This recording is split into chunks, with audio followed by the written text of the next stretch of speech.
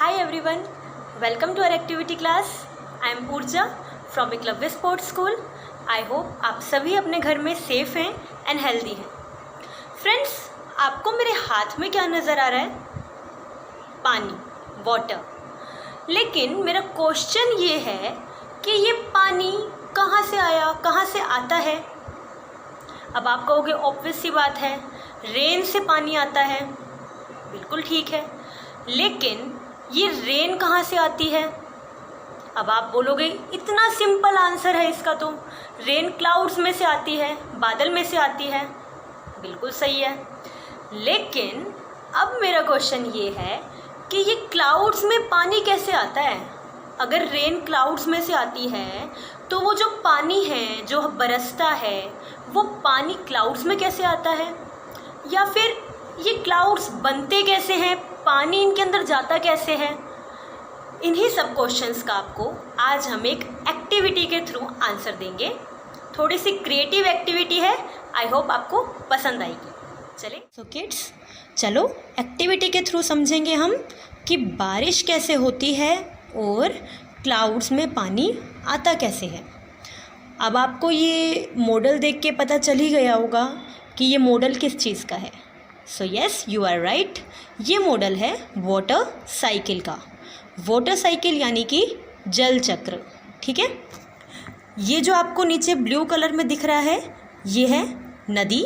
इसको आप नदी समझें, ठीक है, क्योंकि हमारा जो पानी है, बारिश का पानी जो आता है वो नदियों में इकट्ठा होता है, सीज़ में इकट्ठा होता है, लेक्स में इकट्ठा होता है. ठीक है, तो ये वही कलेक्टेड वाटर है.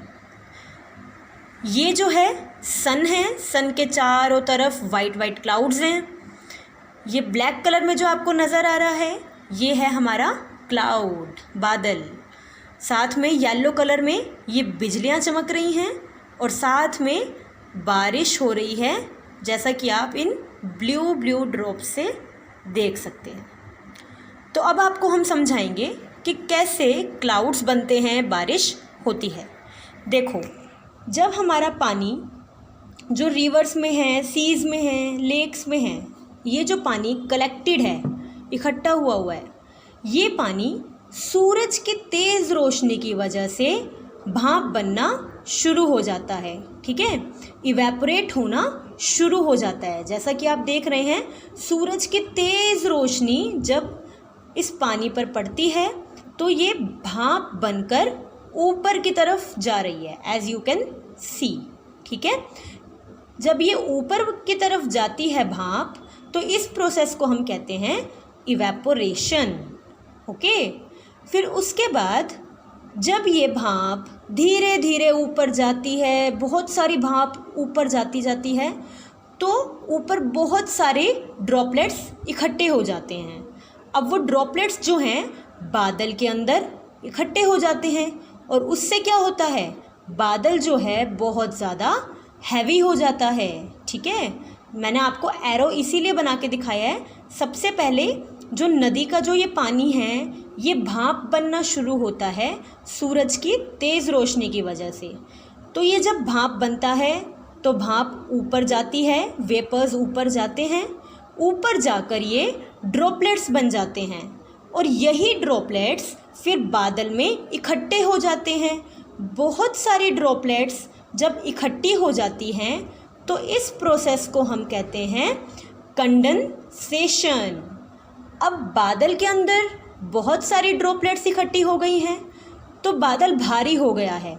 अब वही बादल फिर उन्हीं ड्रॉपलेट्स को बारिश के रूप में नीचे बरसाता है और इस प्रोसेस को हम कहते हैं प्रेसिपिटेशन.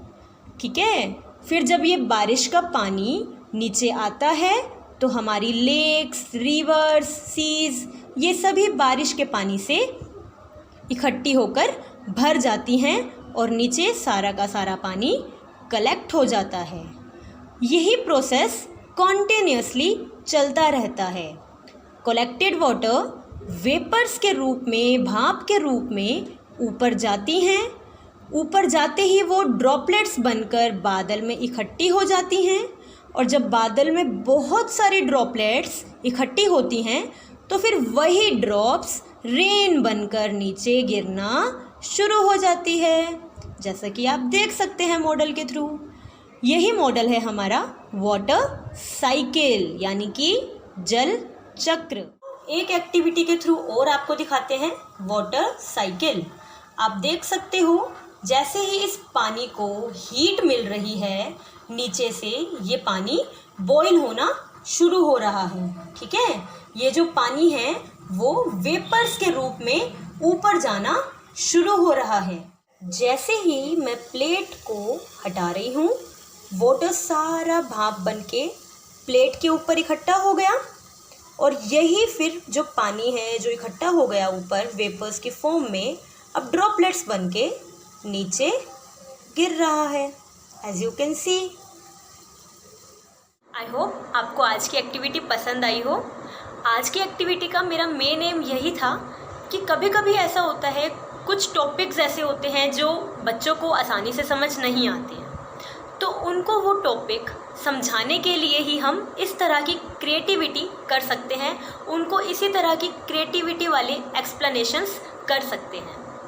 तो आप भी अपने घर में इस तरह की क्रिएटिविटीज़ ट्राई करें एंड वीडियोस बनाकर हमारे पास ज़रूर भेजें।